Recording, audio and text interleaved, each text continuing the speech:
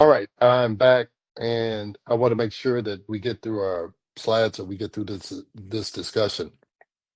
But when I started Ageless Blueprint, I was like, okay, I want to talk about longevity.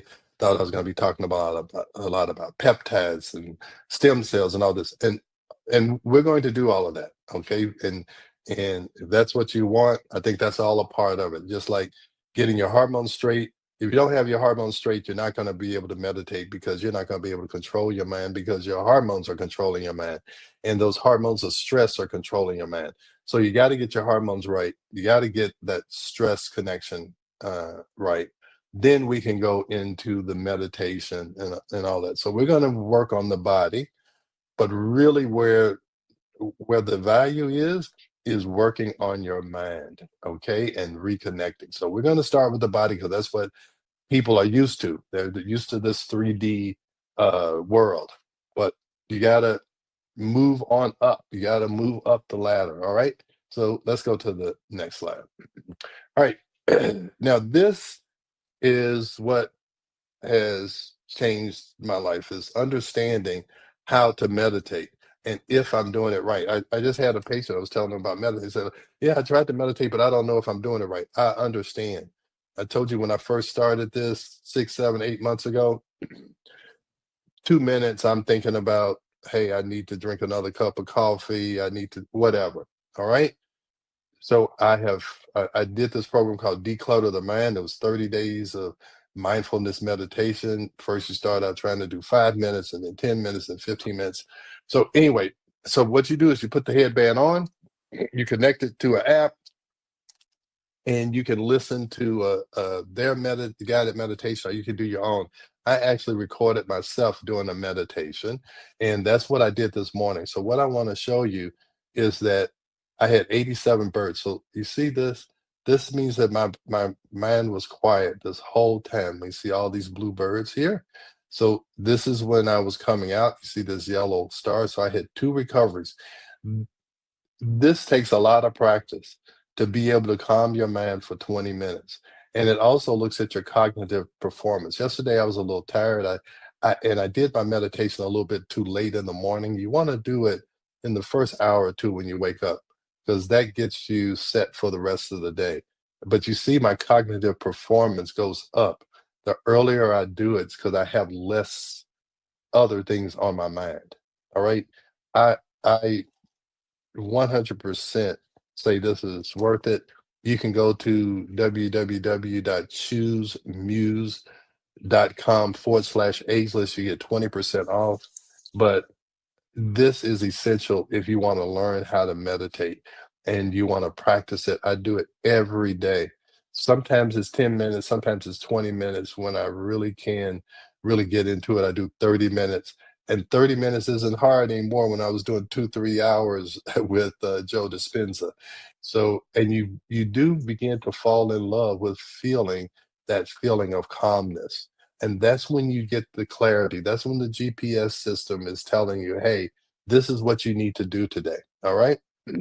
So choose music. I think I had that on here. So we talked about the beta, about the brain states and meditation.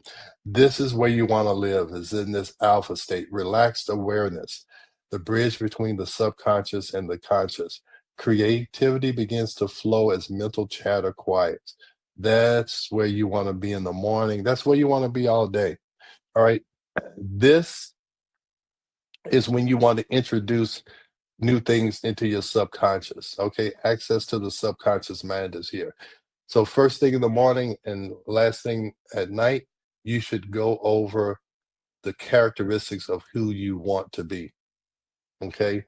You should go over those characteristics that you want to be this type of person. That's when you say your affirmations. That's when you visualize your future immediately when you wake up and right before you go to bed. Now, this is the goal.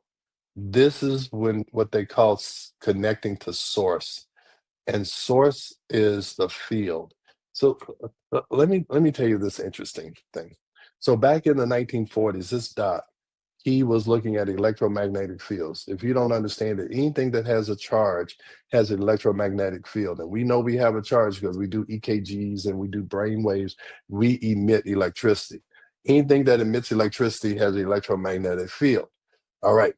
What was thought is that the body creates the field. Well, this guy looked at magnetic fields of people who had uterine cancer. And all the people who had uterine cancer had a certain electromagnetic field. Now, he also saw this same electromagnetic field on these women who didn't have uterine cancer, but they all ended up having uterine cancer eventually because they had this electromagnetic field. So here's what I got from Joe Dispenza. We think that this creates the field, but the field actually creates matter. Matter does not create the field. The electromagnetic field creates the matter. That electromagnetic field created uterine cancer in that person. So the thought is if you can change the energy in the field, you can change matter. So how do you change the energy in the field?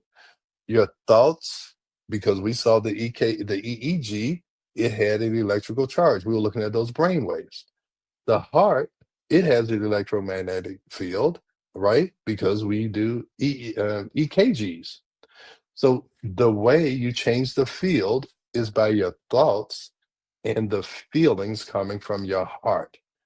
If you think health and you feel health, that field changes and that changes the matter.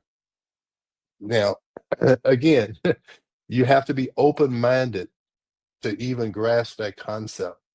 But the basic concept is that we are all energy. Everything is made out of energy, and energy has endless possibilities.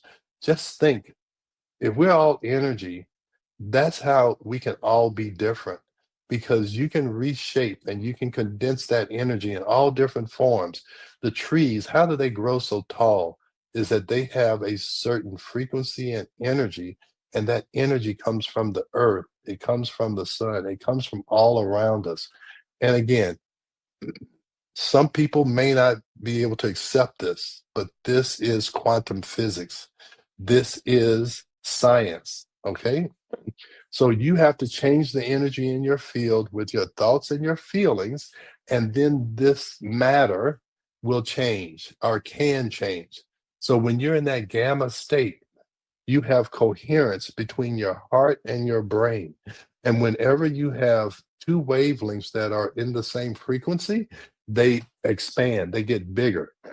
So the gamma waves are bigger than the alpha waves and the theta waves because they're all coherent and they're focused on one outcome. And it can be healing, it can be abundance, it can be peace, it can be love, it can be joy. But whatever you send out into the field, that's what will eventually become matter. Just like the people had the energy field of uterine cancer, and then the body responded to that. So your body responds to the field.